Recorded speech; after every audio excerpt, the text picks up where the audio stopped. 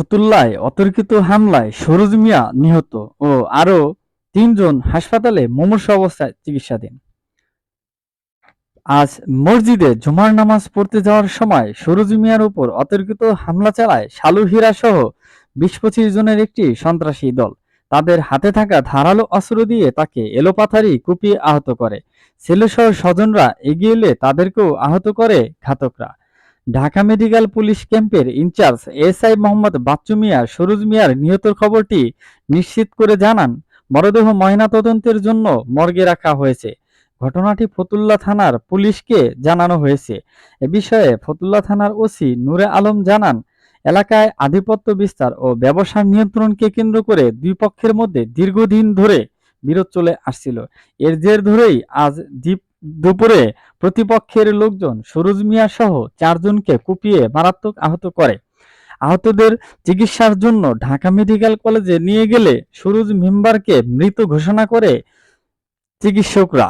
কারা এ হত্যাকাণ্ডের সাথে জড়িত তাদের চিহ্নিত করার চেষ্টা চলছে। যত দ্রুত সম্ভব আসামিদের আইনের আওতায় আনা হবে এবং হীরা এর সাথে আরো ২০-২৫ জন লোক এ সময় ঘটনার প্রত্যক্ষদর্শীরা এমনটাই জানান। যাওয়ার টাইমে সরোজ ভাইয়ের উপরে অতর্কিতভাবে হামলা করছে এবং তার বাঁচাই থেকে তার পোলারা নিরস্ত্র হইয়া তার পোলারা যখন ঝাপড়ায় গিয়া পড়ছে তার পোলাগো একজনের আঙ্গুল কেটে গেছে গা, একজনের এক হাত গেছে গা, আরেকজনের পাও গেছে গা।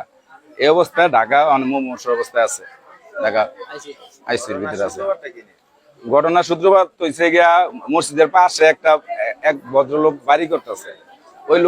ওই লোকের কাছে গিয়া ৫ লক্ষ টাকা চাঁদা দাবি করছে। এর মধ্যে সরোজ ভাই নামাজ অবস্থায় যেমন বলছে, তোরা এটা কি লাগাই দিছস, এর আগে তুই পুলিশের ওয়ারলেস লয়ে গেলি গা, তুই পুলিশের এসআই ওয়ারলেস লয়ে গেছিস গা, এর আগে 99 নাম্বার ৩ দিন আগে এক লোকের ৩ লক্ষ টাকা না দেওয়াতে তালা লাগাই রাখছে। এই তোরা একটা ঘটনা ঘটাইতে আসলে আবার আমার বাড়ির সামনে চাঁদাবাজি দাবি করতে আসুন, বেড়া কি বিল্ডিং করতে পারতো না? এই কথা কই লোকে, এই দেহের অপরাধ। এই অপরাধের কারণেই আজকে তার খুন হইতে হইল। আহত হয়েছে এখনো ৫ জন আহত। আরেকজনের আঙ্গুল গেছে,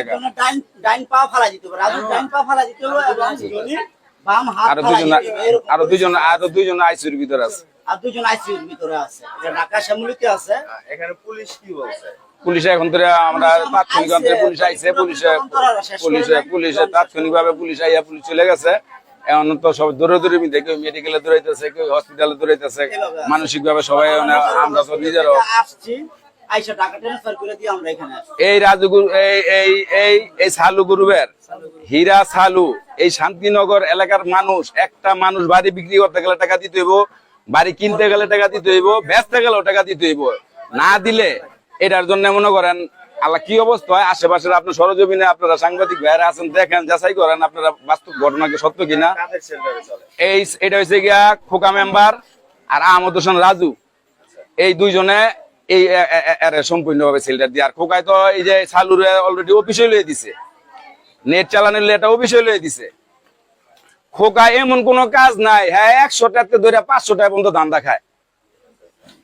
আমাদের কপাল খারাপ এই অন্তপক্ষে এই ২ নম্বর ওয়ার্ডে একটা এত সুন্দর ফুটফুটে সুন্দর একটা মেম্বার পেয়েছি। এবং ওরা নিজেদের স্বার্থের জন্য ওরা এমন ভাবে সিন্ডিকেট করছে, বিএনপি টুকায় পোলাপাইন নিয়ে সিন্ডিকেট করছে, যাদেরকে দিয়া ওরা অন্য ভদ্রলোক তো আর এই ধরনের কাজ করতে পারে না। ওরা টুকাই নিয়ে এমন ভাবে কাজ করছে যারা কুপাইতে পারে, যাদের বাস্তব হারা মানুষ, এই ধরনের লোক লইয়া ওরা কুপাইছে। আপনারা ভিডিও ফুটেজ ৩ দিন আগের ঘটনাটা তালা লাগাইছিল লইয়া ওরা এই ভিডিও ফুটেজ কইতে থাকেন সিন্ডিকেট তৈরি করছে। ওই ডাক্তার কাদির আটকায়া ৩ লক্ষ তালা মাইরা ৩ লক্ষ টাকা দাবি করছেন। ডাক্তার কাদিরের তালা অবস্থায় 99 নাম্বারে ফোন দিছে, থানার নাম্বার ছিল না। ফতুল্লা থানার থেকে 2 গাড়ি পুলিশ বেটার উদ্ধার করছে।